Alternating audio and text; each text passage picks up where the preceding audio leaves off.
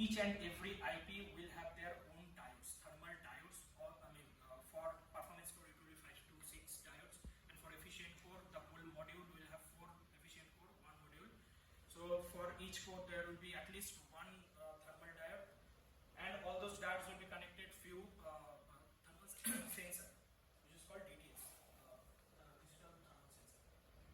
So what we have observed, like in our from our experiment, there will be 31 to 37% temperature interference from a core which is running under heavy workload from that core to the other core which is not running any workload or maybe some lightweight task. So having said that, now coming to the what is ITD. ITD is the inverse temperature dependency. Inverse temperature dependency, we can say like if my temperature will increase, the voltage will be decreased. Similarly, if my temperature will be decreased, the voltage has to be increased. Why is that? There is a semiconductor behavior when during my negative towards a low temperature or negative temperature, my silicon will be slowed down. The transistor, basically the transistor will be slowed down. So suppose we want to run a certain frequency, let's say 800 megahertz frequency we want to run at a room temperature. Suppose we need 1 volt, suppose. But the same frequency, 800 megahertz, if we want to run it as a zero temperature or maybe negative temperature, so we have to apply like kind of 1.5 volt kind of thing. It is not exact value, I am just telling like the phenomena. So as you can see from this one, this is the graph where we can see like this is a voltage, suppose this is 0.65 volt. So this is towards like 100 and 105 degree temperature, and this is the 0, this is minus 25 or this 40, something like that. We can easily make this out from here, like this voltage required is more when we are coming to the negative region or the low temperature region.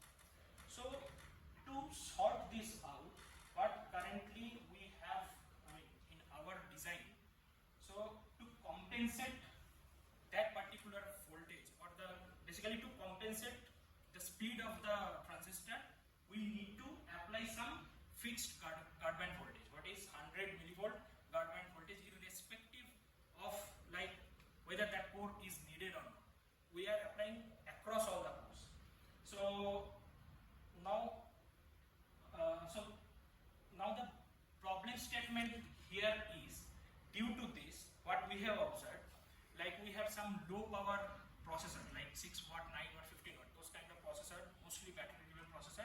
What we have observed, like at the negative temperature, maybe 0 degree temperature, while it is booting from the, coming out from the low power mode we can say like connected standby or modern standby or maybe warm reset, those kind of scenario, we have seen it is very fast, it is hitting the power limit. Power limit here is suppose 6 watt or 9 watt, that thing, because we are applying more voltage to compensate that temperature, the slowdown, basically to recover the slowdown of the processor. Basically when we hit the power limit, so it will throttle down the frequency of the processor, which is a performance degradation.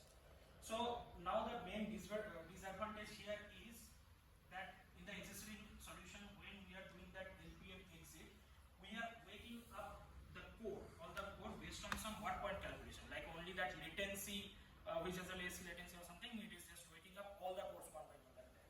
So there is basically no control other than that. So basically again, all the core, if it is waking up, so it attracts more power consumption, which is a performance loss. So that I already explained, like we are adding like 100 millivolt voltage as a compensation to handle the first temperature drop. So this is also like more power consumption. This use case I have already explained, like how it is working, like 6 watt, 9 watt, 15 watt processor. We have seen this issue. So, and one more experimental data we have, like there is a 10% total package power increment in ITD, and in case of DDR it is a 5.20%. We have shown it here in terms of percentage because Intel will not allow us to give the exact data.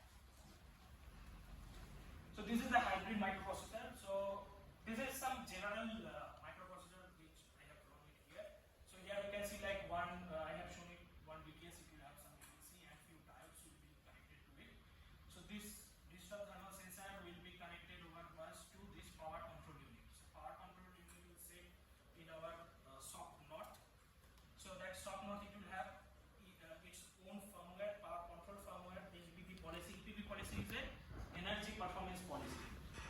policy is a load, this is a load balancing algorithm which will help us to find basically the performance of the code it will take.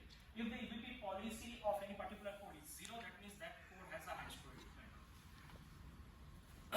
Another one is the Intel Thread Director technology. What it does, it is like the guide to the waste scheduler to schedule any task on a particular code. Before ITD, there was a concept like only waste scheduler needs to understand which core can run one a task. They will ask, basically waste will ask.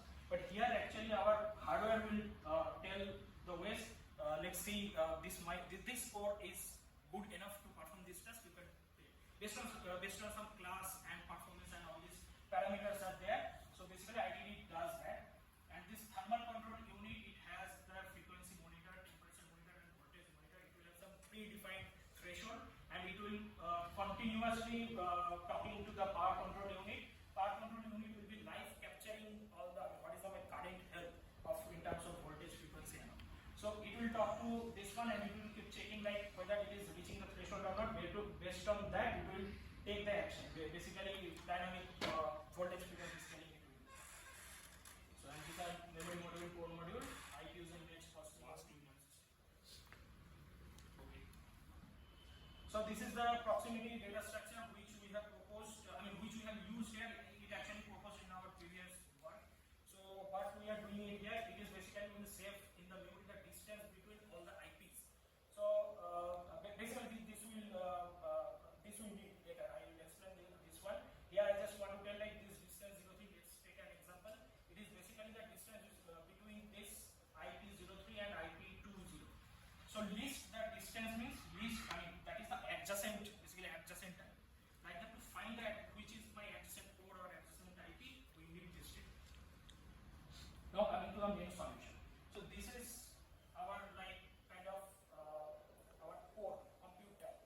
So all these core I, J, A, E, X, Y, and M, N, those are my performance core, and this E starting with E, all those are efficient core. So 4 efficient core comes under 1 efficient core module. So now we can see like all the big cores will have like performance core will have 5 diodes, and this will have 6 diodes.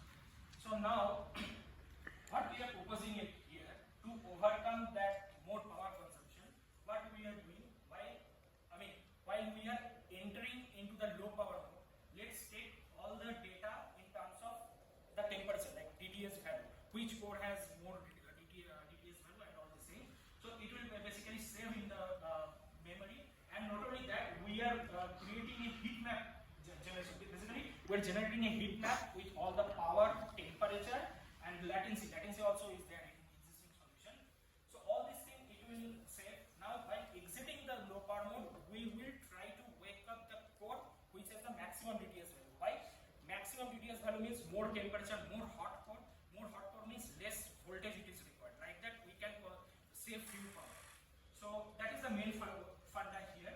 So now if suppose core A we want to go, core A went last into the low power mode, that means it will have the more temperature. So now while waking up, core A has some problem. That problem, yeah, just 2 bits. Core A has some problem, so it can due to this LLC and ring and all. So then we can think of what is the next adjacent core based on that previous step. So next adjacent core already will have 31 to 37% temperature interference. So those then can wake it up. So these are the few experiments we have done. This is some basic calculation we have shown it here, and this is the 150 millivolt. This is the current experiment we have shown. So the conclusion is here basically we are focusing one single problem statement which is in the low power and the ITD. Now ITD works in the maximum power also, like more than 100 dB or something. So there already that voltage required is less. But now if we can think like one scenario where my system is cold, means it is just cold boot is happening. In that situation